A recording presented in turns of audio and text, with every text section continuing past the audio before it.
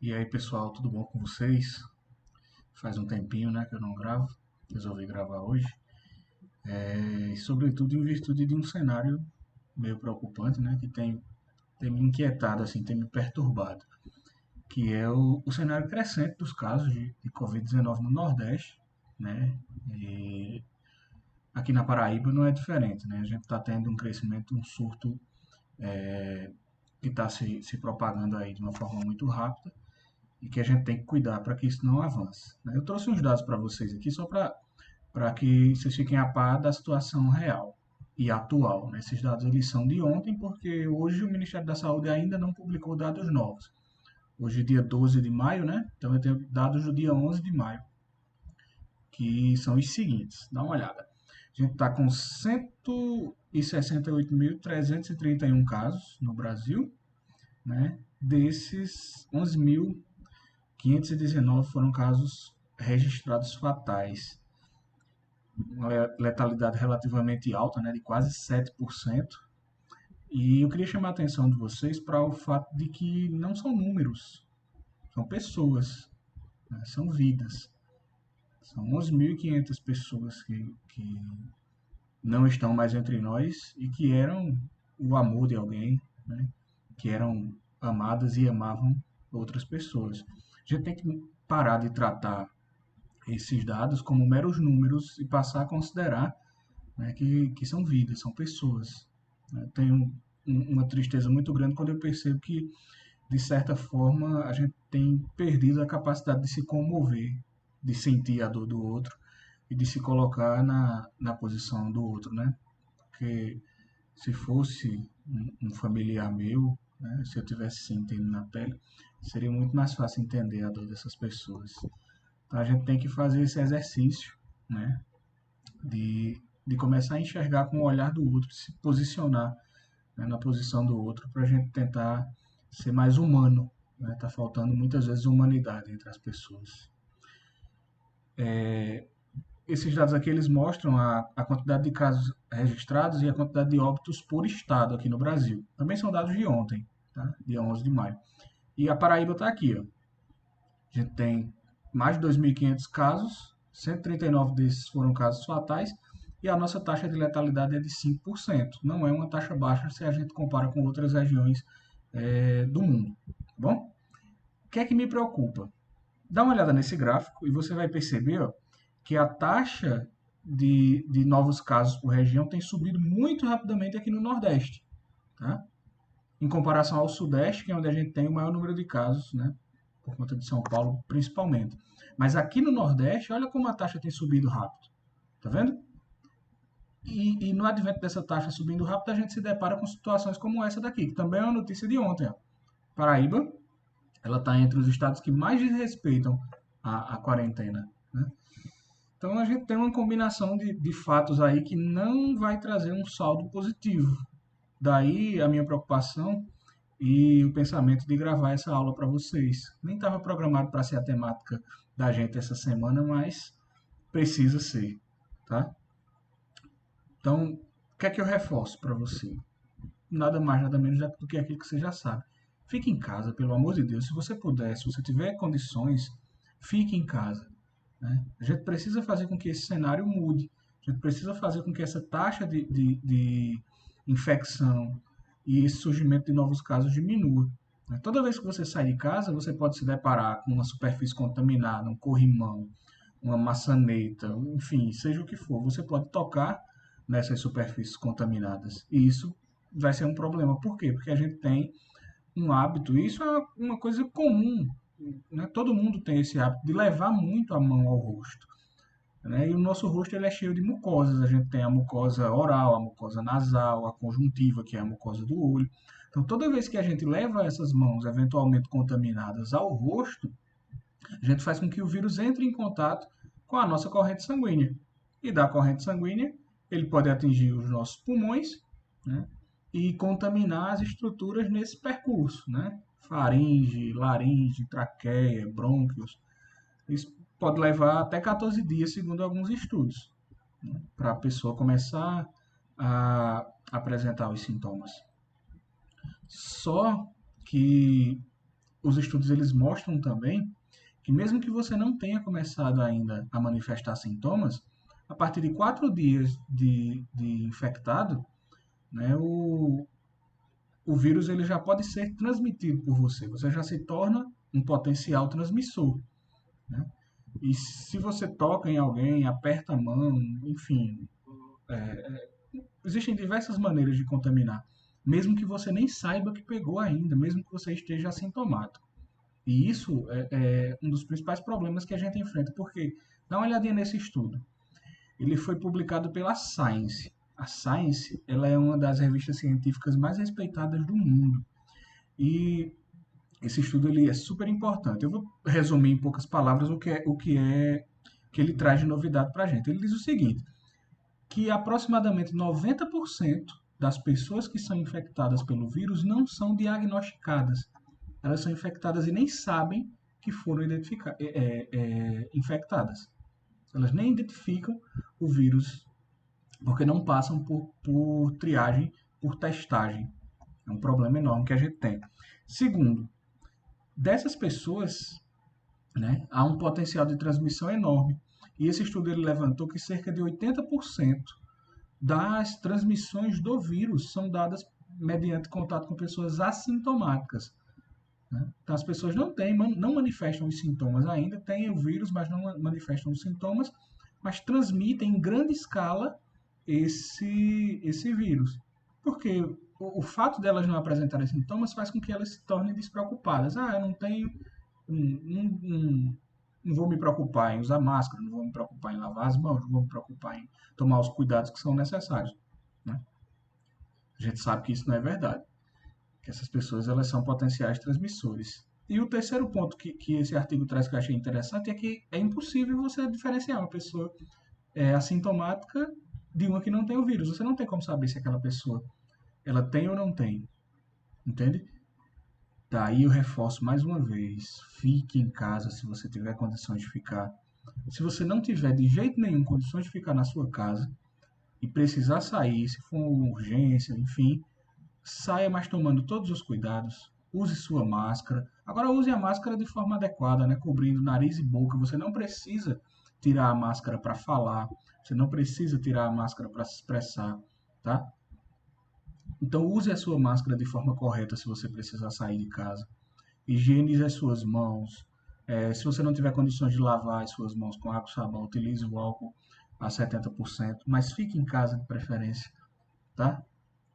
Por quê? Porque se a gente não fica, se a gente não respeita esse quadro de isolamento social e sai de casa e propaga essa doença mais rapidamente, a gente vai começar a saturar o sistema de saúde público no Brasil. Porque muitas pessoas estão contraindo o vírus ao mesmo tempo, e esse é o problema, né? A gente sabe que a maioria das pessoas não vai manifestar sintomas graves, isso é uma verdade. Mas imagina que todos pegam ao mesmo tempo, muita gente pega ao mesmo tempo. O percentual de pessoas que vai apresentar sintomas graves vai aumentando. E o nosso sistema de saúde não tem como lidar com isso. Né? Para você entender, eu trouxe esse estudo aqui. Ele é bem interessante e ele é sobre a gripe espanhola. Você provavelmente já deve ter estudado em história. Né? Pós Primeira Guerra Mundial, a gripe espanhola ela afetou o mundo e foi uma das maiores pandemias da história. E essa gripe, ela dizimou milhões de pessoas, sobretudo na Europa, né? Ela era chamada de gripe espanhola porque o primeiro registro dela foi na Espanha, mas ela já vinha acontecendo em diversos países da Europa, só que como eles estavam em período de guerra, ninguém queria relatar uma gripe que estava matando de montão, né? Na Europa, principalmente os países que estavam em guerra. Como a Espanha não estava em guerra, ela foi a primeira a fazer o registro dessa gripe, por isso que ela ficou conhecida como gripe espanhola, mas não se sabe nem onde ela surgiu, na verdade. Então dá uma olhada nesse cenário. Aqui são dois estados, um estado que aderiu, uma região que aderiu ao isolamento social e outra região que não aderiu ao isolamento social. Essa linha contínua aqui é de uma das regiões que não aderiu ao isolamento social. E a linha pontilhada é da região que aderiu. Então perceba como num espaço muito curto de tempo, ó, muita gente se contaminou. Na vertical aqui no eixo Y, você tem o número de contaminações. No eixo X aqui você tem o tempo, que vai de setembro a dezembro. Então, 4 meses, ó, perceba que num intervalo muito curto aqui, entre 28 de setembro e 2 de novembro, né? Você teve um pico gigantesco aqui de pessoas contaminadas. Enquanto a região que fez o isolamento social conseguiu se manter ó, com índices muito baixos dessa contaminação, oscilando muito pouco. Eu trouxe uma linha para, né, eu fiz uma modificação, acrescentei essa linha aqui para você entender a importância desse isolamento. Imagine que essa linha que eu acrescentei seja o limite do nosso sistema de saúde, trazendo para a nossa realidade atual, só para você entender. Imagine que isso aqui seja o limite do nosso sistema de saúde. Com o isolamento social, a quantidade de suporte que vai ser necessária, né, para ser dada às pessoas vai ser bem menor e talvez o nosso sistema de saúde consiga suportar. Mas sem isolamento social, olha o tanto de gente que vai ultrapassar os limites de cuidado e de assistência que a gente pode dar. Né? O que é que você acha que vai acontecer com essa população aqui? Que precisa de atendimento, mas que o sistema de saúde não suporta atender. É meio óbvio, né?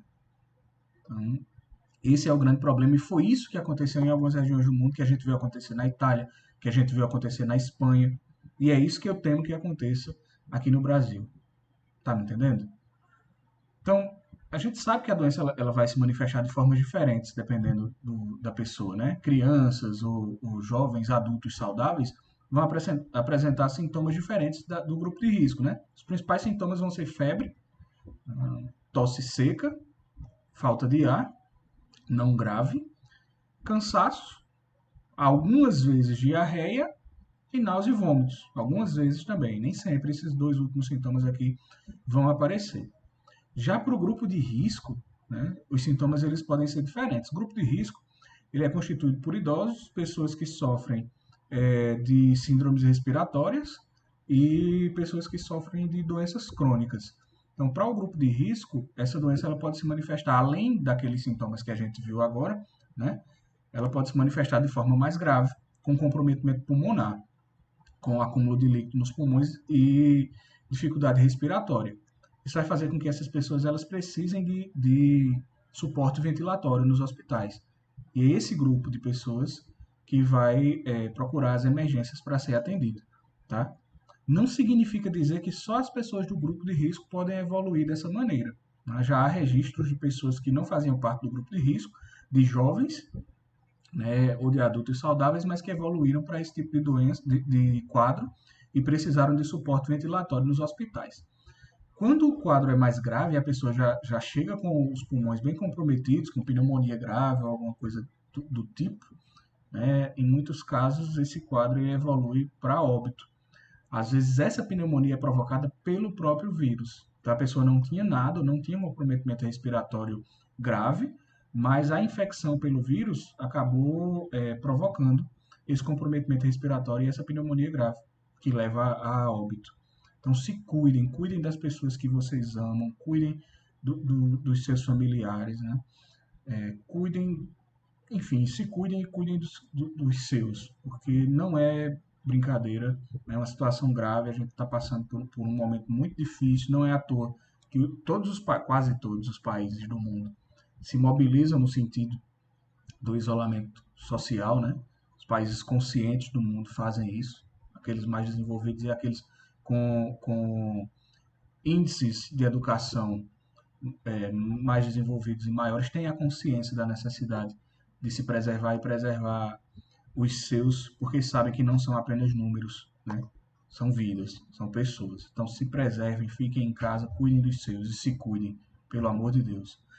Se você tiver sintomas simples, você não precisa correr para o hospital, não faça isso, por favor. Existem canais que você pode acessar para informações e esses canais eles tanto estão disponíveis a nível federal quanto a nível estadual e municipal. Você pode ligar por 136 do Ministério da Saúde, é gratuita a ligação, e você tem todas as informações necessárias e pode contactar os sintomas e descrever aquilo que você está sentindo. Vai ter alguém para te atender e te assessorar. Né? Se você não quiser ligar, você pode acessar o site do Ministério da Saúde, que é saude.gov.br/coronavírus, e lá você tem um chat onde você consegue conversar, né, e vão ter médicos disponíveis para tentar te atender lá da melhor maneira possível. Além disso, você pode também baixar um aplicativo, que é o Coronavírus SUS, que é um aplicativo gratuito para smartphone, onde você consegue também ter acesso à informação e relatar casos e prováveis sintomas. E eles ainda te disponibilizaram um WhatsApp, né?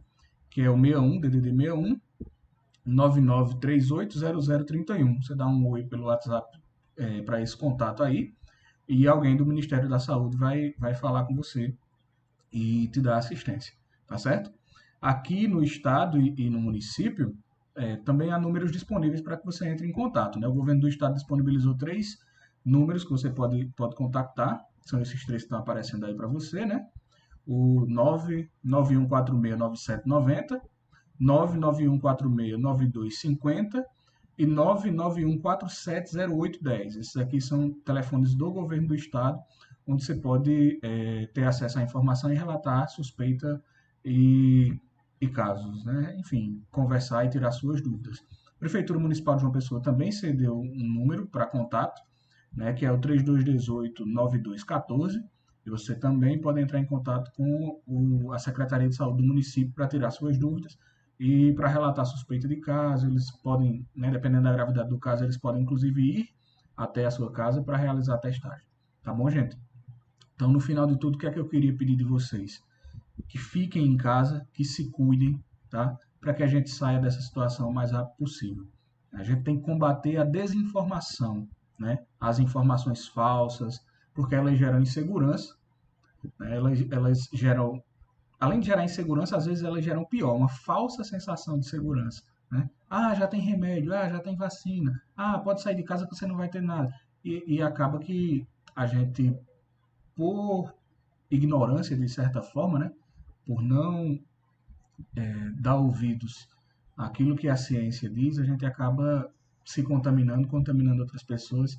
E muitas vezes, como aconteceu já, né, com esses 11.500 aí, o final dessa história não é agradável. Então, só se combate ignorância com conhecimento, tá, gente? Se você puder, por favor, passe adiante essa mensagem para que a gente saia disso o mais breve possível, tá bom? E é isso. Acho que o máximo que eu posso fazer nesse momento é estar aqui disponível para o que vocês precisarem. E vamos lá. Unidos a gente consegue. Morrendo de saudade de vocês, viu? Abraço e até a próxima, se Deus quiser.